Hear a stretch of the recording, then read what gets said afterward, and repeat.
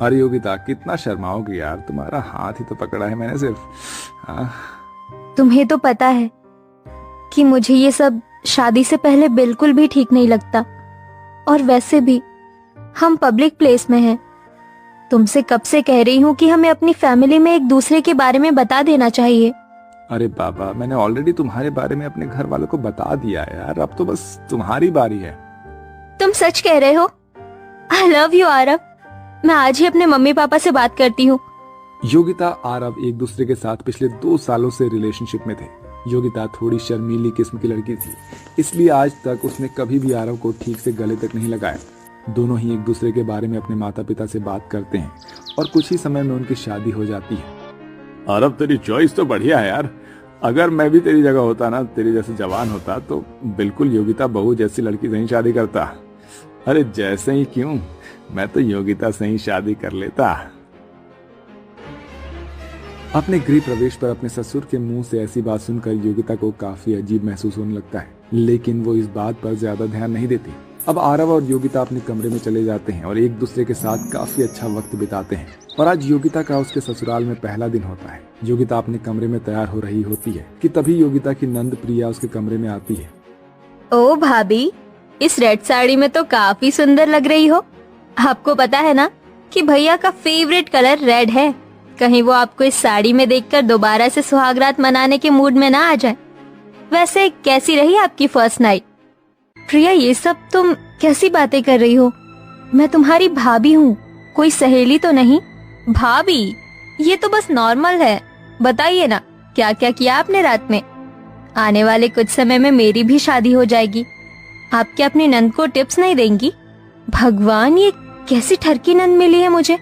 भला अपनी भाभी से कोई इस तरह बेशर्मी से बात करता है क्या?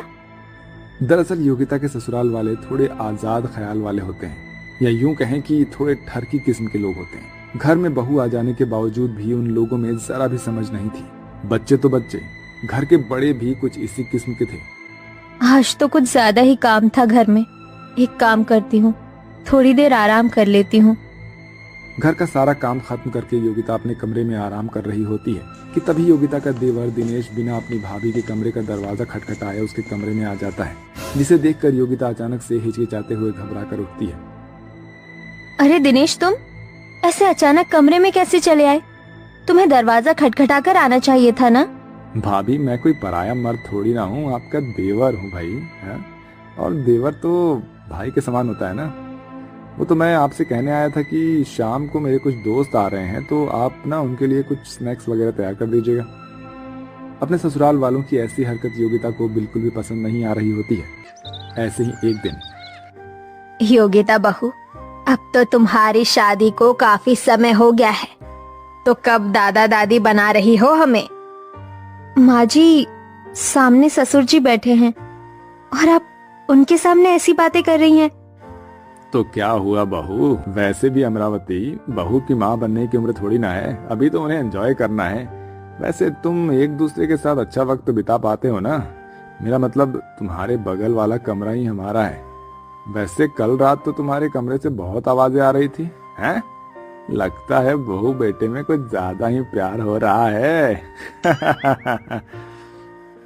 अपने ससुर की ऐसी बातें सुनकर योगिता शर्म के मारे पानी पानी हो जाती है और भागती हुई अपने कमरे में चली जाती है।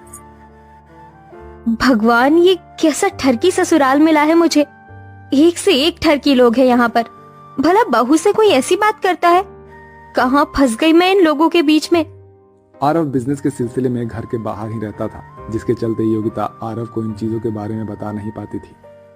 अरे योगिता बहू, कितनी बार कहा है तुझे कि ये सर पर घूंघट लेकर मत घुमा कर।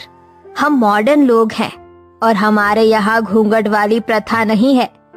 हाँ हाँ, होगी भी क्यों। मॉडर्न के साथ साथ ये लोग ठरकी भी जो हैं।